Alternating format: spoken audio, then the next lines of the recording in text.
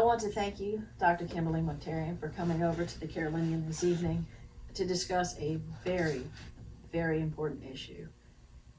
We have a very big problem in our community, and especially in Raleigh. It is rearing its ugly head way too frequently, and that is the killing of our young people.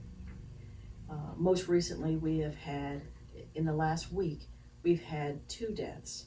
One in the Worthdale neighborhood and another one at the hands of a police officer on Capitol Boulevard. Just the deaths alone is unfathomable, 2 in 1 week. But could you give us some insight on why this trend is so frequent now? Well, when people ask me about gun violence or they use the term gun violence, I quickly have to be reminded of what really gun violence is. And does that term really fit Black America?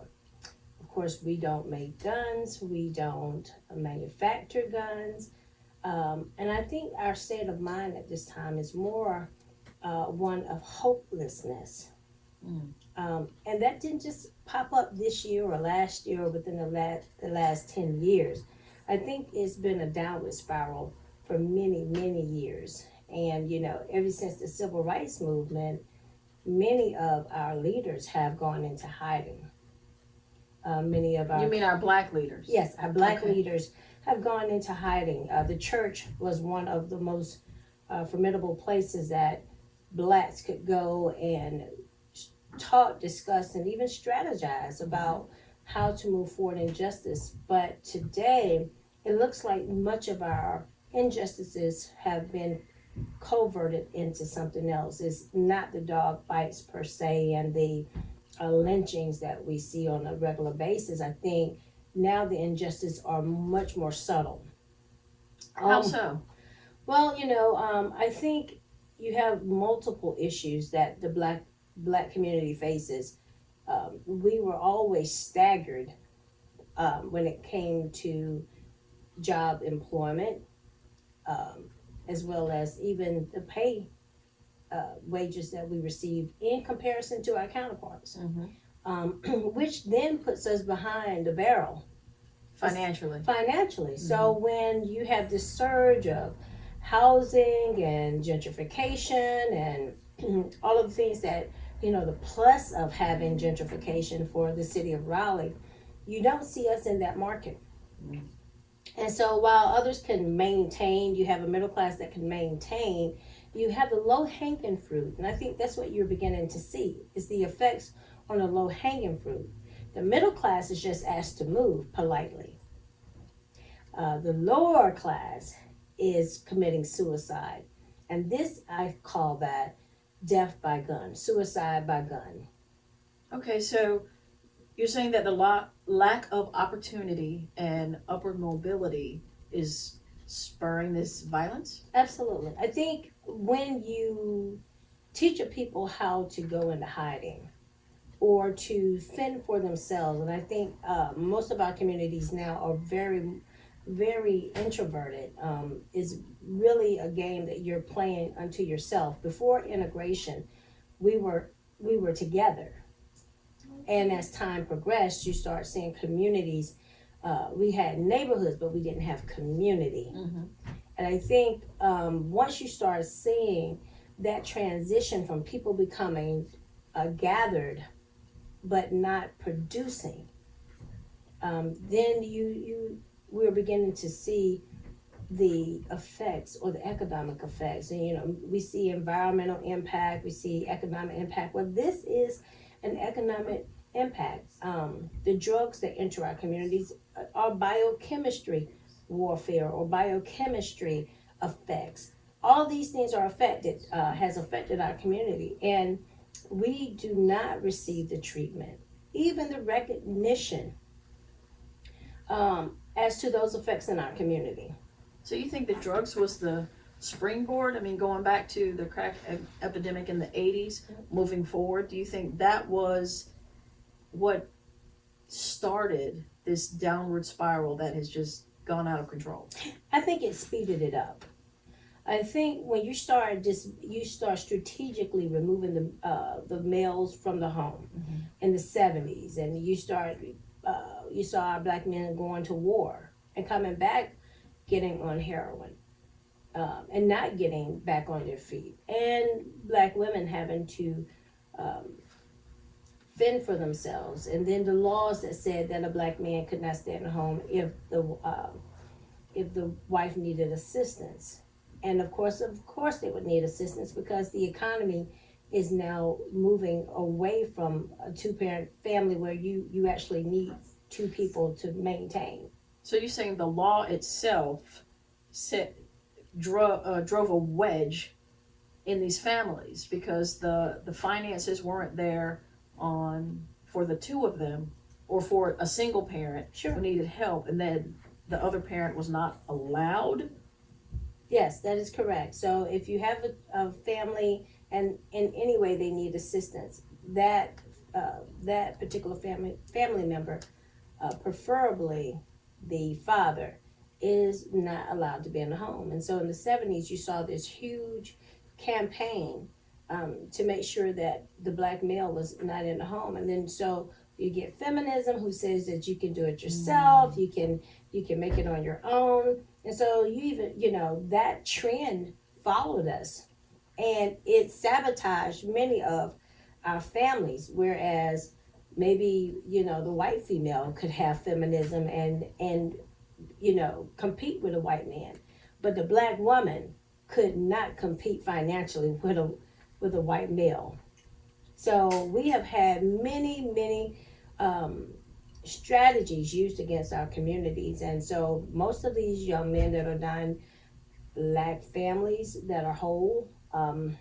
They're in broken and shattered homes, foster care. There are many elements that drive this wedge. Okay, the wedge is here. We can't go back and change the past, but we're here now. How can we move forward? How can we heal our communities? I think awareness is key. And I think being honest. I think a lot of times with America, we talk about what can we do now, but we don't want to fix the past. And what we found is that if you don't fix the past, you're doomed to repeat it. Sure. And I think it's a disrespect to people who were deliberately deprived of moving forward.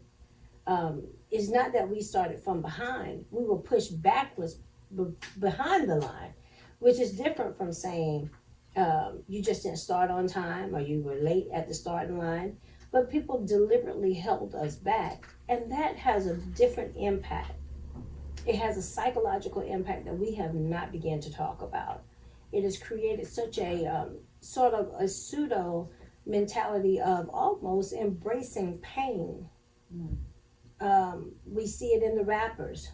We see it in our children's daily demeanor when it comes to embracing pain, or almost thinking that pain is an acceptable way of life, and that is the black man's banner, is to survive. And so in America, we have yet to thrive or even create in many senses, because we are still in survival mode. Well, where are our next leaders going to come from? I mean, we have this insurmountable amount of fear from our elders. Our elders are terrified to do anything because violence has increased so much. Our middle class is terrified to step in because they don't want to lose that which they have gained. Our youth do not have enough experience in life outside of whatever they're dealing with internally. So where do we find these black leaders? I think leaders are made. And leaders have to go against the grain. Nothing that a leader will ever do is going to be popular to the systematic way of doing things. And I think if we're looking for people to become the status quo, or even to get along with the system to make it happen, I think that's one of our downfalls. Because we may not even need the system that we currently have. It may not ever work for us. And I think we need to start thinking outside of the box. I think we should encourage children, young people to challenge the status quo. And if it doesn't work, don't be afraid to say, this doesn't work for us. I think America has shamed Black America into saying we need help, in comparison to a bank bailout. One being on welfare and one just saying this is our privilege to have.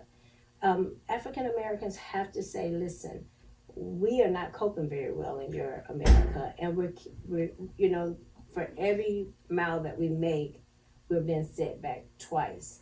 So we have to take ground and understand what a win means for Black America. It's going to be, I think it's going to be a little difficult though, to find any type of unity due to America's cancel culture, social media. People will turn on you just as soon as a click. So how do you navigate through that? How do you actually get to a point where you have people that say, I believe in you, I am going to follow you, and I'm going to follow you beyond a Facebook follow? How does that work? Well, here's the thing. I know that we live in a world of laws and rules and regulations, and I think from there we really have to go back to how the foundation of this America was created. It was based off of laws and regulations. Even gun violence, it was built off of fear and terrorism, and these things we really have to address if we want to be honest about where we're going in the future.